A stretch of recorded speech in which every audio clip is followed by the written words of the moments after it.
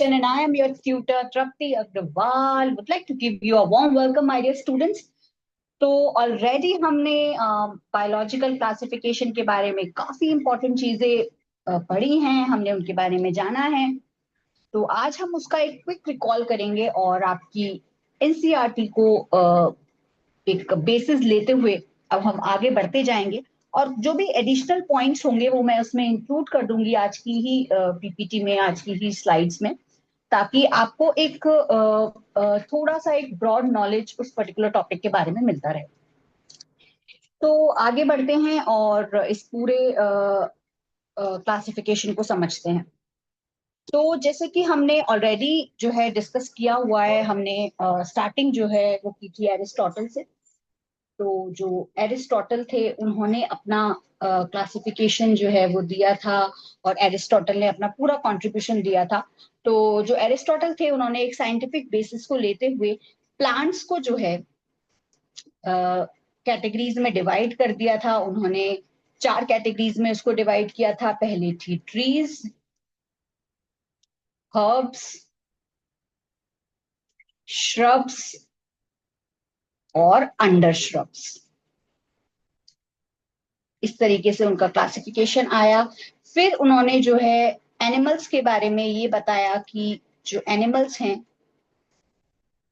वो जिनमें RBC present है वो अलग कैटेगराइज हुए और जिनमें आरबीसी प्रेजेंट नहीं है उनको अलग कैटेगराइज किया गया।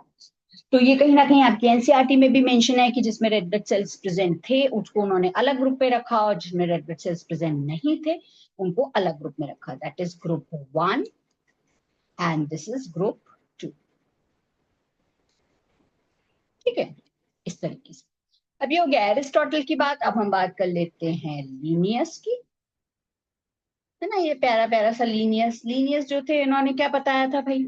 इन्होंने two kingdom system of classification दिया था। कौन सा? Two kingdom. Two kingdom system of classification के अकॉर्डिंग इन्होंने प्लांटी और एनिमिलिया में डिफरेंशिएट किया था।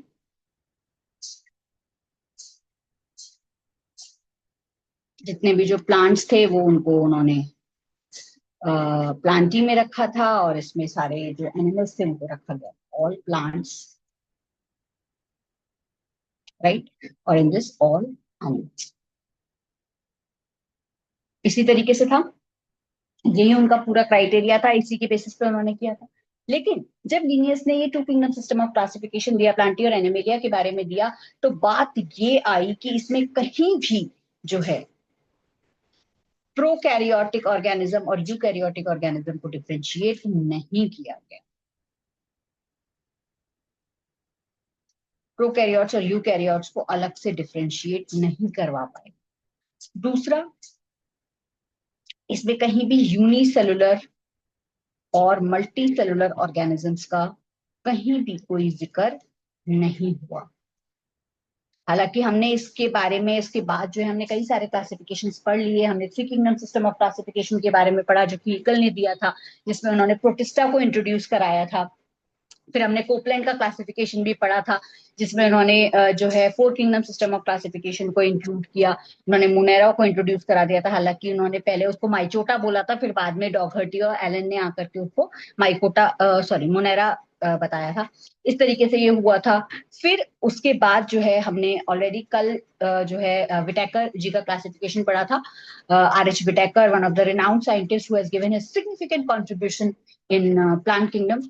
तो उनका जो क्लासिफिकेशन था आज हम उसी को एक्सटेंडेड वे में पढ़ने वाले हैं और एनसीईआरटी को बेस मानते हुए उसको आगे पढ़ेंगे। इसके अलावा न्यूट्रिशन भी जो था वो उसमें इंक्लूडेड नहीं था। किसी भी तरीके से न्यूट्रिशन का भी जो पार्ट था वो इसमें इंक्लूड नहीं किया गया था। दैट इज द रीजन कि विटेकर को यहाँ आना पड़ा और विटेकर का जो क्लासिफिकेशन था वो आगे जाकर के एक सक्सेसफुल क्लासिफिकेशन के रूप में सामने आया। दैट वाज इन 1969 और जिन्होंने five kingdom system of classification को जो है वो प्रपोज किया।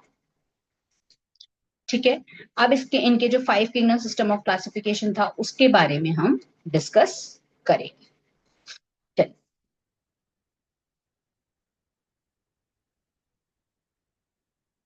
तो फटाफट इस टेबल को समझ लेते हैं। सबसे पहले जो है वो कैरेक्टर्स को इंक्लूड किया गया। कैरेक्टर्स क्या क्या कैरेक्टर्स के बेसिस पे उन्होंने ये किया? फिर आया, इसमें पहला था मुनेरा, मुनेरा के बारे में जानेंगे। Then will go for protista.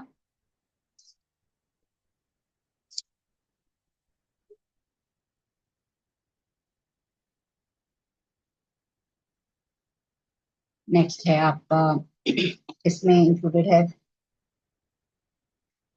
Mycota, Plantae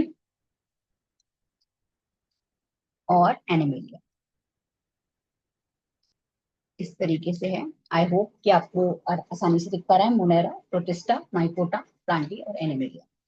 ठीक है। और अब हम जो है इनके जो कैरेक्टरिस्टिक्स है पहले उसको समझेंगे। सबसे पहला हम इसमें लेते हैं सेल टाइप, कि सेल का टाइप कैसा है। सेल के टाइप की जब हम बात करते हैं तो जितने भी जो प्रोकैरियोटिक ऑर्गेनिजम्स थे उनको जो है वो मुनेरा में रखा गया, प्रोकैरियोटिक ऑर्गेनिजम्स को। प्रोटिस्टा में जितने यूकैरियोटिक ऑर्गेनिजम्स थे उनको रखा गया, हालांकि यूकैरियोटिक में जो यूनिसेलुलर थे वो उनको इसमें रखा गया। इसमें भी जो है वो यूकैरियोटिक ऑर्गेनिजम्स को रखा गया। प्लांटी में भी यूकैरियोटिक ऑर्गेनिजम्स को रखा गया और एनिमेलिया में यूकैरियोटिक ऑर्गेनिजम्स को।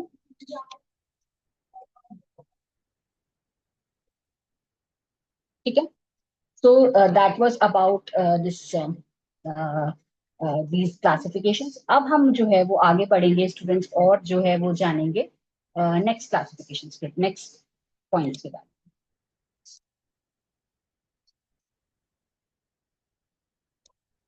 तो ये हो गया सेल टाइप। अब हम next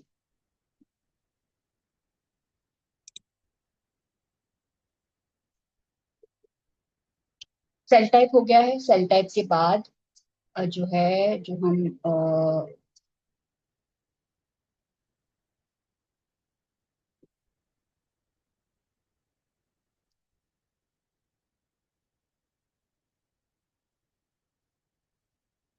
right, cell type completed, now we'll move for cell wall.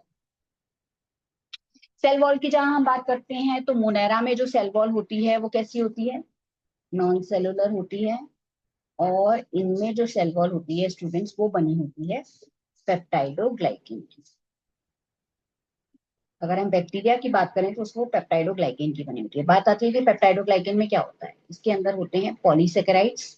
बात आती है पॉलीसेकेराइड्स क्या होते हैं, देखिए जो अगर मैं आपको एक बार शॉर्ट में पॉलीसेकेराइड समझा देती हूँ ताकि आपको पता रहे पॉलीसेकेराइड्स आखिरकार होते हैं।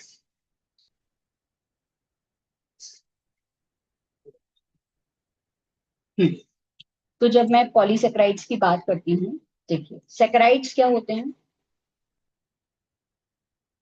सेकेराइड्स का मतलब होता है शुगर। ठीक है। तो ये एक तरीके के कार्बोहाइड्रेट्स हैं। कार्बोहाइड्रेट्स ऐसे कंपाउंड्स जिनमें कार्बन हाइड्रोजन और ऑक्सीजन तीनों प्रेजेंट होते हैं। हम रोटी खाते हैं, चावल खाते हैं, उन सब में क्या होता है, कार्बोहाइड्रेट प्रेजेंट होता है। कार्ब्स हम बोलते हैं ना, कार्ब्स, वो ये है कार्बोहाइड्रेट। ठीक है। तो ये कार्बोहाइड्रेट जो होते हैं ना स्टूडेंट्स, ये तीन टाइप के होते हैं। एक होता है मोनोसेक्राइड, मोनो में क्या होता है, एक ही सेक्राइड, एक ही बस एक ही शुगर प्रेजेंट होती है। ऑलिगो में क्या होता है, 2 से 10 इसकी यूनिट्स प्रेजेंट होती हैं, आप कह सकते हो सेक्राइड यूनिट्स, कार्ब्स।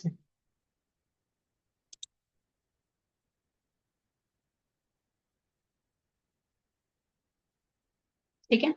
और नेक्स्ट होते हैं पॉलीसेक्राइड्स। पॉलीसेक्राइड्स में कई सारी जो इसकी यूनिट्स हैं वो प्रेजेंट होते हैं।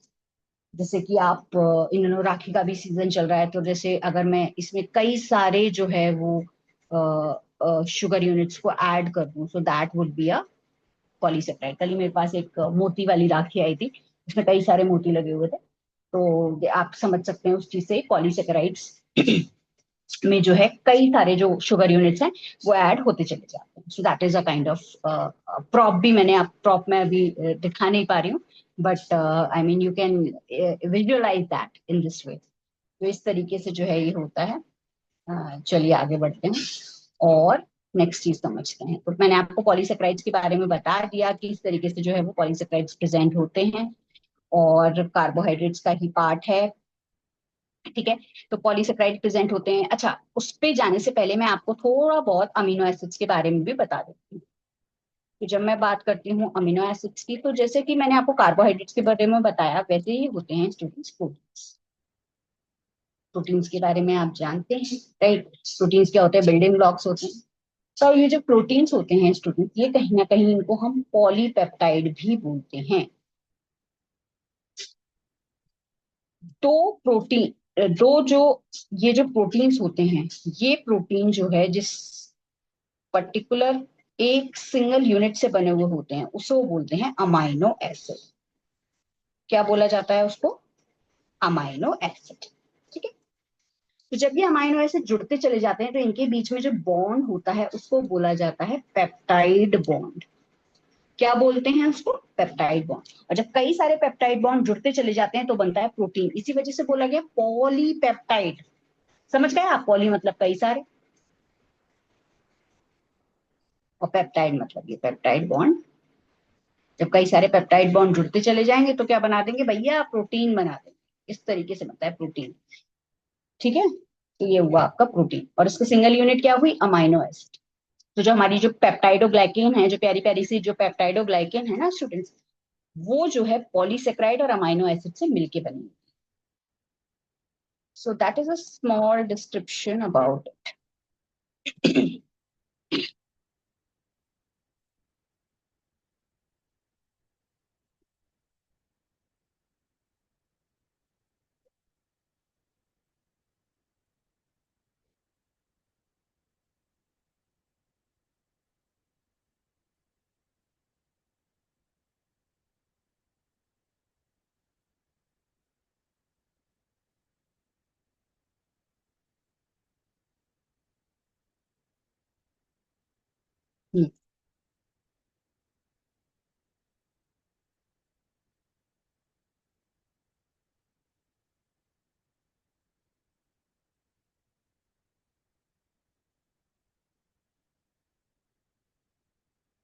तो इस तरीके से जो है ये सेल वॉल प्रेजेंट होती है।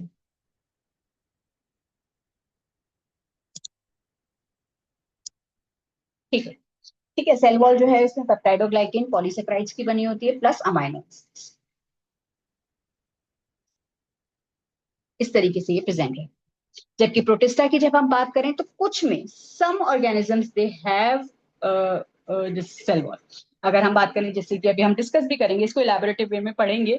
तो जब हम बात करते हैं डायटम्स की, तो डायटम्स में होती है फ्रिस्ट्यूल की प्रेजेंट होती है। जबकि जब हम यूग्लिनोइड्स या यूग्लिना की बात करें तो उसमें सेल वॉल लाइक स्ट्रक्चर होता है, सेल वॉल प्रॉपर्ली प्रेजेंट नहीं होती, जिसको हम पेलिकल बोलते हैं। अभी हम आगे जाकर के उसको डिस्कस करेंगे। तो कुछ ऑर्गेनिजम्स में होती है। अब बात आती है माइकोटा की। माइकोटा के अंडर हमने किसको रखा हुआ है? फंजाई के अंडर रखा हुआ है।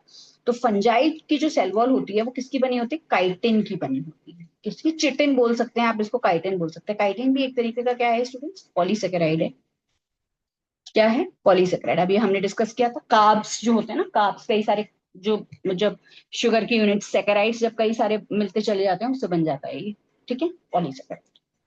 प्लांट की बात करें तो इसमें क्या होती है? सेलुलोज की बनी होती है। ठीक है। सेलुलोज यानी ये भी क्या है? पॉलीसेकेराइड है। ठीक है। एनिमेलिया की हम बात करें तो एनिमेलिया में सेल वॉल प्रेजेंट नहीं होती है, एब्सेंट। खत्म एनिमेलिया। नेक्स्ट।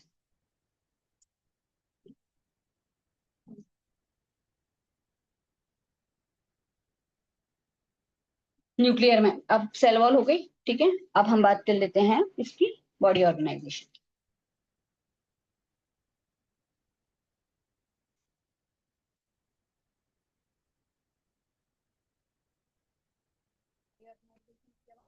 हैं ना बॉडी ऑर्गेनाइजेशन जो है हम बात करते हैं, तो इसमें क्या होते हैं? सेलुलर, सेलुलर ऑर्गेनिजम्स प्रेजेंट रहते हैं, राइट? और प्रोटिस्टा की हम बात करें तो इसमें भी सेलुलर ऑर्गेनिजम्स होते हैं। हालांकि हम कह सकते हैं कि इसमें मेनली जो है वो यूनिसेलुलर ऑर्गेनिजम्स को इंक्लूड किया गया है, वही यूनिसेलुलर ऑर्गेनिजम्स इसमें भी होते हैं। तो जितने भी जो यूनिसेलुलर प्रोकैरियोट्स हैं वो सब प्रोटिस्टा का पार्ट होते हैं। अगर हम माइकोटा के मेंबर्स की बात करें तो इनमें क्या होते हैं? मल्टी सेलुलर ऑर्गेनिजम्स होते हैं, कई सारे सेल के बने हुए ऑर्गेनिजम्स। Loose tissue. ठीक है। जबकि प्लांटी की हम बात करें तो इसमें जो है वो टिश्यू और ऑर्गन लेवल होता है। टिश्यू और ऑर्गन लेवल। ठीक है, एनिमिलिया की हम बात करें तो इसमें टिश्यू, ऑर्गन और ऑर्गन सिस्टम,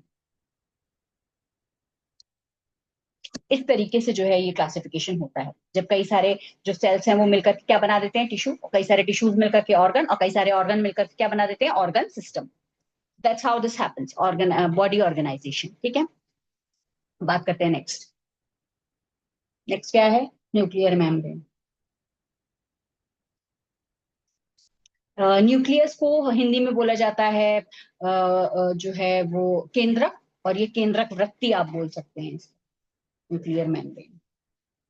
न्यूक्लियर मेम्ब्रेन की हम बात करें, प्रोकैरियोट के बारे में हम जानते हैं, इसमें किसी भी तरीके की जो है वो केंद्रक वृत्ति प्रेजेंट नहीं होती है, so that is absent.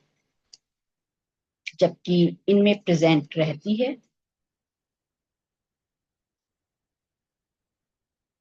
Fungi में भी, प्लांट्स में भी और एनिमल्स।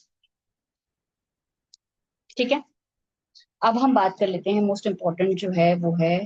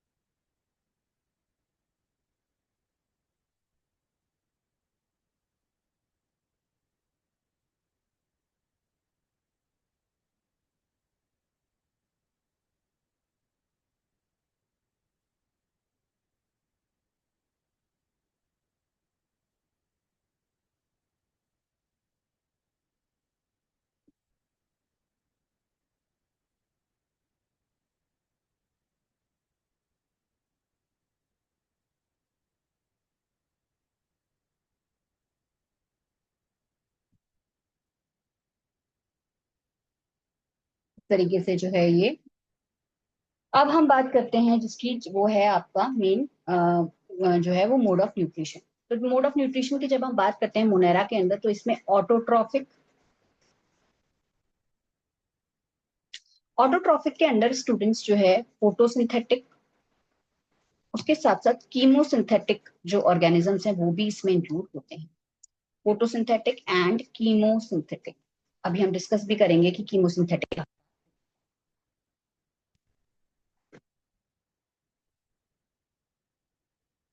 राइट, आइए पहले इसको डिस्कस कर लेते हैं कि कीमोसिंथेटिक ऑर्गेनिजम्स क्या होते हैं। ठीक है, प्रोटिस्टा की जब हम बात करते हैं तो प्रोटिस्टा के अंदर जो है वो ऑटोट्रॉफिक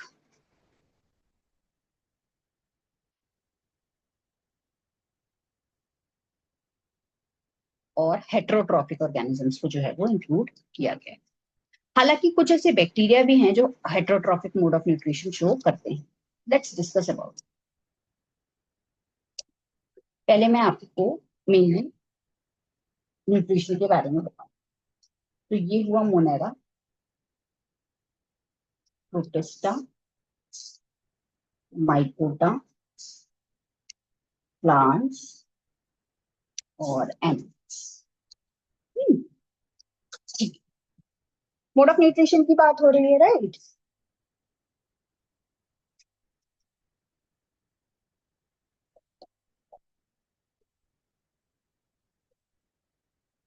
ऑटोट्रॉफिक, एक चीज और, ऑटोट्रॉफिक को हिंदी में जो बोला जाता है वो बोला जाता है स्वपोषी।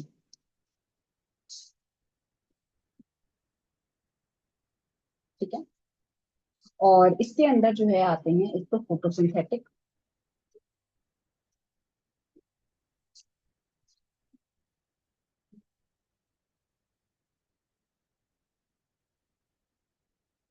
और कीमोसिंथेटिक।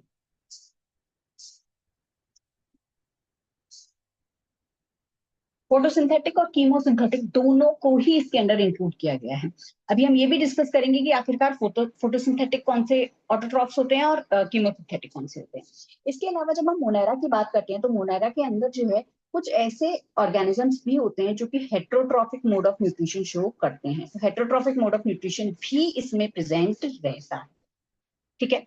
अब हम बात कर लेते हैं प्रोटिस्टा की। तो प्रोटिस्टा की जब हम बात करते हैं तो प्रोटिस्टा में मेनली जो होता है वो ऑटोट्रॉफिक मोड ऑफ न्यूट्रिशन होता है इनके अंदर। लेकिन ऑटोट्रॉफिक जो होता है उसके अंदर केवल जो है फोटोसिंथेटिक ऑर्गेनिजम्स होते हैं। ठीक है। इसके अलावा ये भी heterotrophic mode of nutrition show करते हैं। हेटरोट्रॉफिक को हम परपोषी भी बोलते हैं। स्वपोषी परपोषी हिंदी में अगर आप बात करें। माइकोटा की जब हम बात करें, फंजाई के बारे में हमने कल भी डिस्कस किया था, इनमें केवल heterotrophic mode of nutrition show होता है। किसी भी तरीके का कोई फोटोसिंथेटिक कैरेक्टरिस्टिक शो नहीं करते हैं। इनमें अगर हम बात करें तो इनमें कल ही हमने डिस्कस किया था सेप्रोफाइटिक। सेप्रो का क्या मतलब होता है? मरे हुए, राइट। मरे हुए प्लांट्स पे भक्षण करते हैं। इसके अलावा होता है पैरासिटिक मोड ऑफ न्यूट्रिशन। ठीक है। प्लांट्स की जब हम बात करते हैं तो प्लांट्स पे तो हम सभी जानते हैं कैसा मोड ऑफ न्यूट्रिशन शो करते हैं, ऑटोट्रॉफिक। और एनिमल्स में जब हम बात करते हैं तो इनमें हेटेरोट्रॉफिक मोड ऑफ न्यूट्रिशन। और हेटेरोट्रॉफिक में भी कैसा मोड ऑफ न्यूट्रिशन होता है? ये mainly holozoic mode of nutrition show करते हैं। कल हमने डिस्कस भी किया था, इसमें एक एक्सेप्शन भी हमने एडिशनल पॉइंट के फॉर्म में पढ़ा था जो कि था टेपवन। ठीक है। इसके अलावा इसमें सेप्रोफाइटिक को भी इंक्लूड किया गया। ठीक है। इस तरीके से होता है। अब हम मेन बात जो है वो समझते हैं कि कौन से ऐसे ऑर्गेनिजम्स होते हैं जिनको जो है कीमोसिंथेटिक जो ऑर्गेनिजम्स होते हैं वो कौन से ऑर्गेनिजम्स को हम कीमोसिंथेटिक कंसिडर करते हैं। ठीक है। फोटोसिंथेटिक तो हमें पता है कि ऑब्वियसली फोटोसिंथेटिक ऑटोट्रॉफ्स कौन से होते हैं?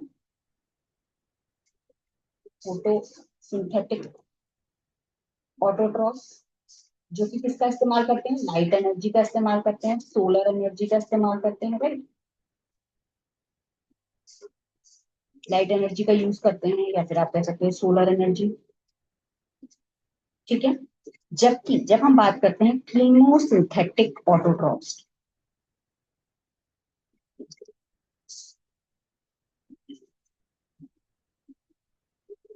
राइट, इन कीमोसिंथेटिक ऑटोट्रॉफ्स में जो है वो दो टाइप के एक तो मोनली क्या होते हैं? नॉन फोटोसिंथेटिक होते हैं।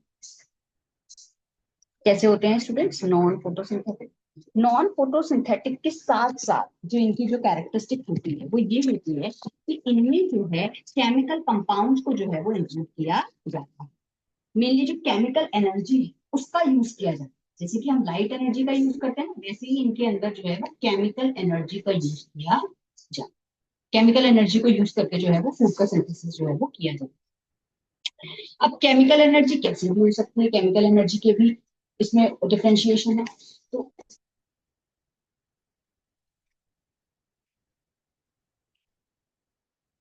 जब हम बात करते हैं तो केमिकल एनर्जी के बेसिस पे इसको दो पार्ट्स में डिवाइड। एक तो कैसी होती है? इनऑर्गेनिक। और एक कैसी होती है? ऑर्गेनिक। इसको आगे समझने के लिए हमें जो है थोड़ा सा ड्राइंग को क्लियर। अब हम कीमोसिंथेटिक की बात करते हैं। कीमोसिंथेटिक ऑटो कीमोसिंथेटिक ऑटोट्रॉफ्स की जब हम बात करते हैं तो इसके अंदर जैसे कि मैंने आपको बताया कि केमिकल एनर्जी का यूज किया जाता है। अब ऑक्सीडाइजिंग कंपाउंड कैसे भी हो सकते हैं कि जिनमें वो या तो इनऑर्गेनिक कंपाउंड का इस्तेमाल करके जो है वो फूड की प्रिपरेशन करे, राइट, या फिर ऑर्गेनिक कंपाउंड को ऑक्सीडाइज करे। तो मोर ऑक्सीडाइजेबल कंपाउंड, जो ऑक्सीडाइजेबल कंपाउंड होगा उसके बेसिस पर इसमें डिफरेंशिएशन होगा। तो जब हम बात करते हैं क्लीनो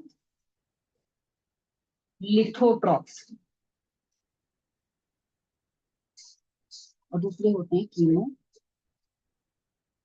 ऑर्गेनिक, नाम से ही पता चल रहा है। एक चीज और मैं आपको आपकी नॉलेज के लिए बता दूं, ट्रॉफ्स वर्ड कहीं भी आ रहा है वो कहीं ना कहीं किससे रिलेटेड है? न्यूट्रिशन से। Troph, trophic. ठीक है।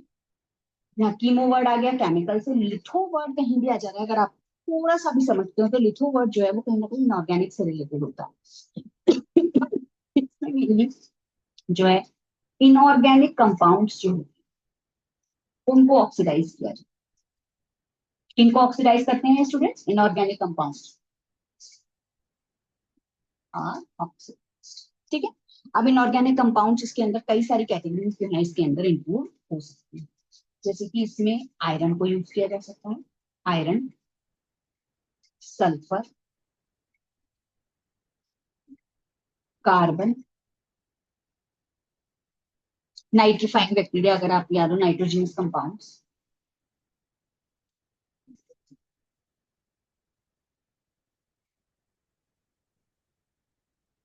राइट, इन सब। इसके अलावा हाइड्रोजन को भी इसमें इंक्लूड किया। तो बेसिकली जो इनऑर्गेनिक कंपाउंड्स है उनको ऑक्सीडाइज किया जाता है। जबकि हम ऑर्गेनो कीमो ऑर्गेनोट्रॉप्स की हम बात, तो इसके अंदर जो है हम ऑर्गेनिक कंपाउंड्स को इंक्लूड करते हैं। ऑर्गेनिक कंपाउंड्स की जब हम बात करें तो हम इसमें किसको लेते हैं? मेनली मिथेन, मिथेनोजेनिक जो बैक्टीरिया होते हैं उनको इंक्लूड किया जाता है। तो इस तरीके से कीमोलिथोट्रॉप्स और कीमो ऑर्गेनोट्रॉप्स होते हैं जो कि कीमोसिंथेटिक ऑटोट्रॉप्स के अंदर आते हैं। I hope that is clear with you all. You all are enjoying what I am trying to reveal you. तो मैंने काफी इलेबोरेटिव वे में आपको समझाने की कोशिश की है ताकि आप इसकी इंपॉर्टेंस को समझ सकें, राइट?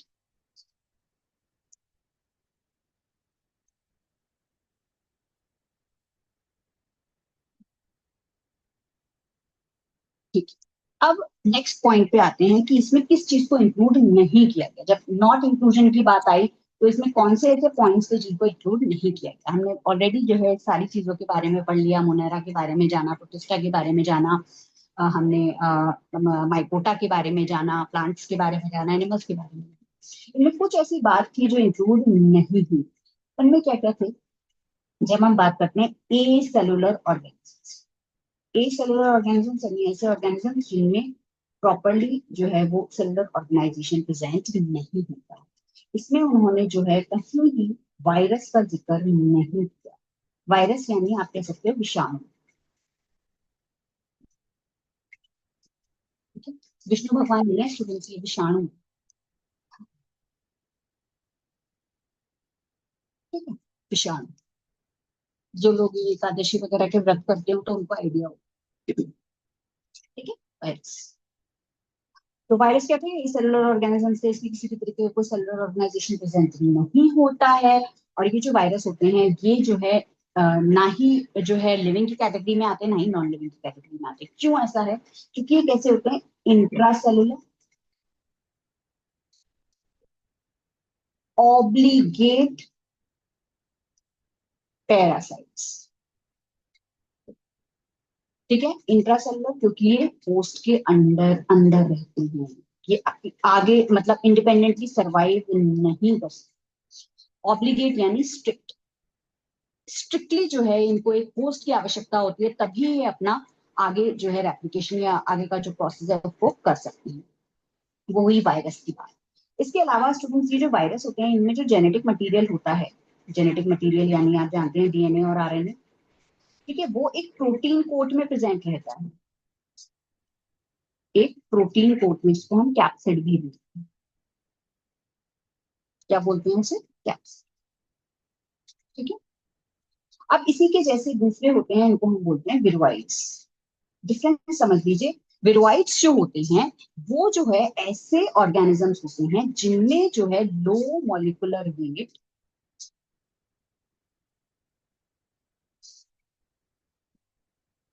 आरएनए प्रेजेंट रहता है, यानी जेनेटिक मटेरियल तो प्रेजेंट है, राइट, जेनेटिक मटेरियल प्रेजेंट है, लेकिन इनमें किसी भी तरीके का कोई प्रोटीन कोट नहीं होता है। With no protein coat, right. तो इन सबको जो है वो इंक्लूड नहीं किया गया, ना ही वायरस को, ना ही विरोइड्स को, ना ही जो है प्रायॉन्स को भी इसमें इंक्लूड नहीं किया गया। प्रायॉन्स जो होते हैं ना स्टूडेंट्स, ये भी एक तरीके के क्या है? मिसफोल्डेड प्रोटीन्स होते हैं। Misfolded proteins. ठीक है, ये मिसफोल्डेड प्रोटीन्स रहते हैं जो कि इंफेक्शियस नेचर शो करते हैं, ये इंफेक्शन शो करने का काम करते हैं। राइट। और इनमें भी किसी भी तरीके का कोई जेनेटिक मटेरियल प्रेजेंट नहीं रहता है, नो जेनेटिक मटेरियल, इनके अंदर जेनेटिक मटेरियल प्रेजेंट नहीं होता। ये मैड काउ डिसीज और जो बाकी डिसीज हैं उनको जो है वो कॉज करते हैं। मैं एक छोटा सा स्मॉल वीडियो प्रायॉन्स के ऊपर भी आपको शेयर कर दूंगी। नेक्स्ट है लाइकेंस। लाइकेंस को भी इसमें इंक्लूड नहीं किया गया। सब बात आती है लाइकेंस की, तो लाइकेंस क्या होते हैं ना स्टूडेंट्स, ये एक सिम्बायोटिक एसोसिएशन शो करते हैं। सिम्बायोटिक एसोसिएशन काफी भारी भरकम वर्ड हो गया अभी आपके लिए। अभी आप बस केवल ये समझ लीजिए कि ये दो ऑर्गेनिजम्स का साथ का एक एसोसिएशन है, एल्गी और फंजाई का। एल्गी के बारे में आप जानते हैं, एल्गी को क्या बोला जाता है, शैवाल, और फंजाई को कवक। इन दोनों की साथ में एक युक्ति हो जाती है जिसमें एल्गी बोलती है कि मैं तुम्हें पानी और मिनरल्स दूंगी, पानी और फूड दूंगी, और जबकि फंजाई जो है उसको प्रोटेक्शन प्रोवाइड करता है। तो फंजाई क्या करता है, प्रोटेक्शन देता है एल्गी को, और एल्गी जो है इसको फूड और वाटर की सप्लाई करती है। तो इस तरीके की एक युक्ति होती है जो कि इन दोनों के बीच में हो जाती है, और इसमें लाइकेंस जो है वो एल्गी और फंजाई में इसमें इंक्लूडेड होते हैं। हालांकि इसको कहीं भी जो है विटाकर ने अपने क्लासिफिकेशन में इंक्लूड नहीं किया, और मतलब उन्होंने कहीं भी इसका जिक्र जो है वो नहीं किया गया था। विरोइड्स, प्रायॉन्स, लाइकेंस और बायोसिस। ठीक है। So that was it from my and today students. और कल से जो है हम मुनायरा को भी डिस्कस करेंगे, या फिर मैं कोशिश करूंगी कि मैं एक वीडियो जो है वो शाम को ही आपके लिए अपलोड कर दूं। So that's it. तो कल का जो हमारा जो सेशन होगा वो मुनायरा से रिलेटेड होगा। एंड मैंने सोचा था कि मैं आज ही स्टार्ट कर दूंगी, but I start it tomorrow और maybe in the evening. So thank you very much, my dear students. Keep learning, keep shining, and most importantly, keep smiling. So that's it. And I hope you have learned a lot today. And that's it. Bye bye, everyone. Thank you.